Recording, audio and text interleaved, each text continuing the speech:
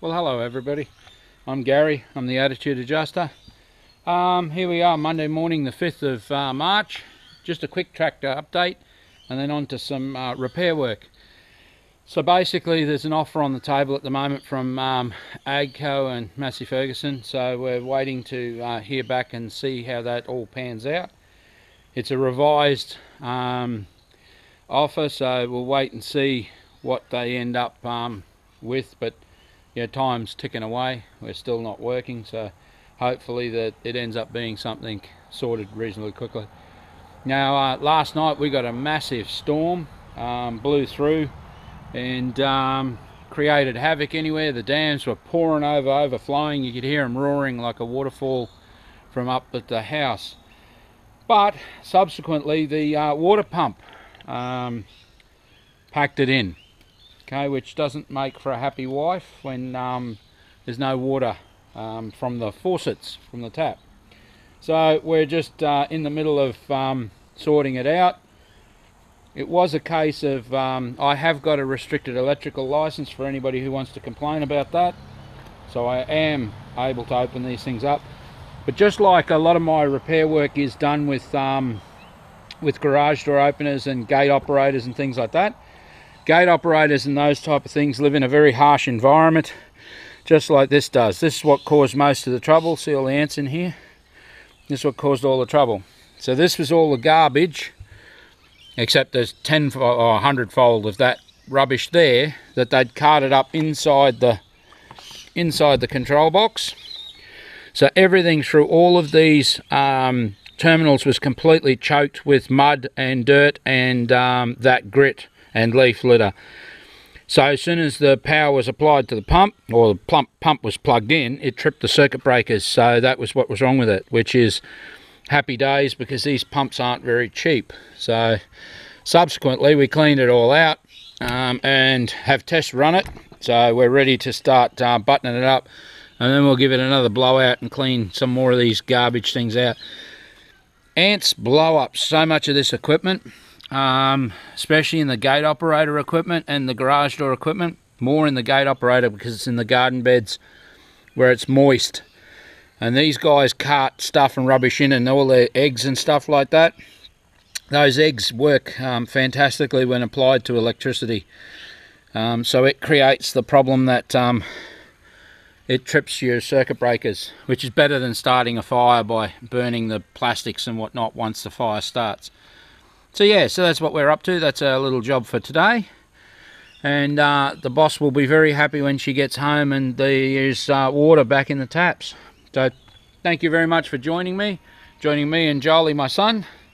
So while we get this all sorted out, take care. We'll talk to you soon and give you an update once she's all buttoned up. Thank you, bye.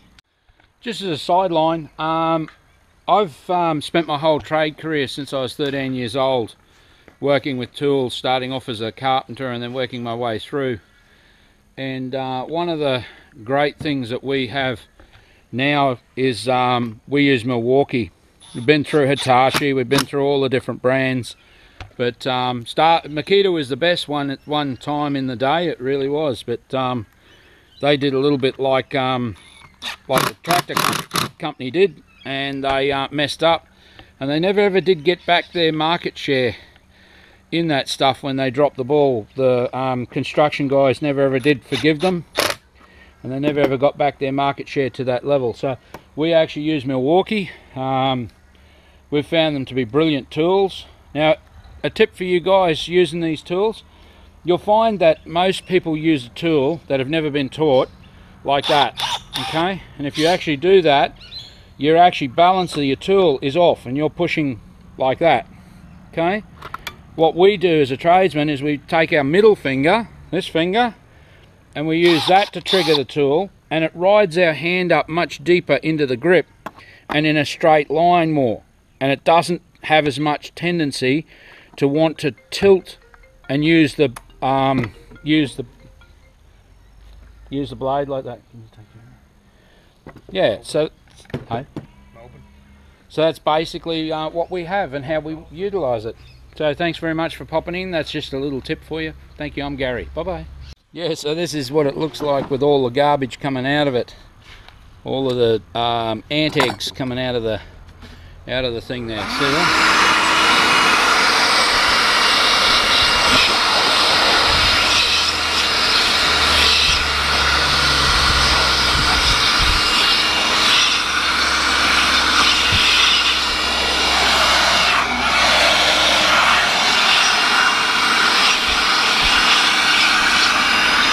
You can clean it all off yet. So with a lot of those things, often it's as simple as just utilising some surface spray. Here in Australia, the product's called Baygon. It's just a brand name, but I mean, any of the surface sprays will do, and just spray around the outside of your motor and that. Don't try and spray internally into the motor, but you'd be surprised or how small of a little tiny gap that ants can to get what they want, but how exploit how tiny a little gap, tiny a little seal breakage that they can get past, and then they just build a nest around something warm. See, in these gate operators often typically they'll hang out around the transformer and the capacitor where there's some warmth being generated, and they'll nest there. Then they'll spread out and often get to the circuit boards, and then once they touch the circuit boards, they'll bridge across something that they shouldn't be across, and they'll either start a fire or they'll electrically wreck the operator.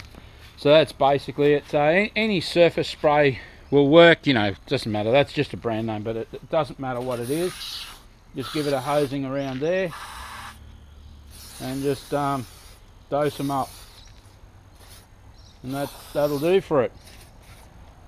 But it's a lot cheaper in the long run. Now in a perfect environment, you will find that those guys will get into areas that you wouldn't believe. But anyway, I wonder if I should pop that front cover and have a look in there. Okay, I'll let you go for a minute and I'll have a bit more of a look. So it was worth popping the front cover and just having a good look inside. So there's nothing inside of there. The seals are still intact nicely on this cover, so that's a good thing. We're happy with that, so that'll be good. But while you're in there, it's worth just having that little look and just make sure they're not in there as well, because it'll be the same. All of your active and neutral and your earth wires are all the same. If they build up around those things, they'll create a short across them, and that'll trip your pump. But you know, often they'll say that you need a new pump, and all that's wrong with it is simply that has been breached, and that's all it needed was a good clean out, and you'll get charged a lot of money.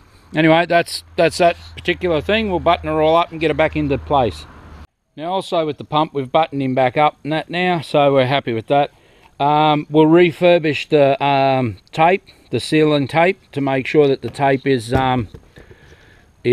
new and seals properly. So yeah, we've got a few different ones here.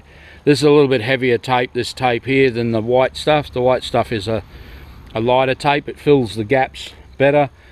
Coarser threads. It doesn't really matter. I've used both tapes a lot, and it doesn't really matter as far as I'm concerned anyway. As long as you put enough tape on there and keep going until it's properly sealed, it's all well and good. Anyway, that's basically it. So we'll get onto that next thing and get all those fittings put back in, and then we'll go from there. So basically down here is its home, down in amongst all this stuff down in here. So we've still got to plumb up this other tank to join into the household grid, but at this stage I just want to get the water on so that the wife Davina has a nice hot shower when she comes home. So basically that's it. So we're plumbing all this stuff in this setup here. We've almost got it put back together again. Got the fittings back on. We've just got to put on the top fitting, seal that one in, and then we're right to connect up, and then we can join in the other avenue of this tank setup. Okay, well that's basically it at the moment. I'll show you once we get that in place and sorted. So you got basically a dirty windscreen you guys have. So anyway, so basically on this system here you've got an olive, which is what we call the what's the name, and then you've got a collar comes up over that onto the fitting. So that's basically how that seals on the unit itself. So that's what we're basically going to connect up now. That's it. So I don't know whether you can sit and watch or not. We can try as much as we can and see what that looks like. And I don't know how it'll look. Come on, yeah. Make sure that you don't cross thread the threads. That's a very bad day.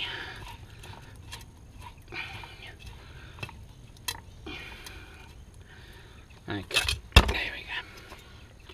Now the guy that used to own the property did a very poor job of actually setting that up, and the actual olive was barely on the end of the fitting, which meant that it was in a very big danger of coming off there.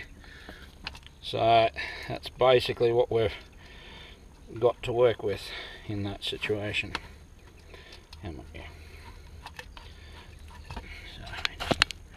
Sorry about all that. It's a bit hard to get my hands in the right place there and get that sorted out. There we go. That's nice and tight in those things there. So over here, so we should be able to open the tap up on the tank. Everything was done so roughly.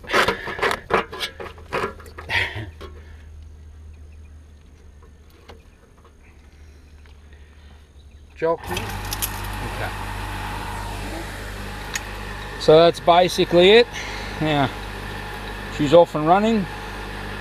And this is going to be a horrible looking shot, but this is his idea of electrically safe, which I will tell you we will do something with. That's where I originally thought we had the problem of the water last night. So that's what we've got. Okay, so I just tuck that up under there better, and then we'll get out of here. And you can imagine the wife will be very happy tonight when she gets home and she can have a hot shower as opposed to no shower at all. Anyway, it's worth sweating down here to get this sorted.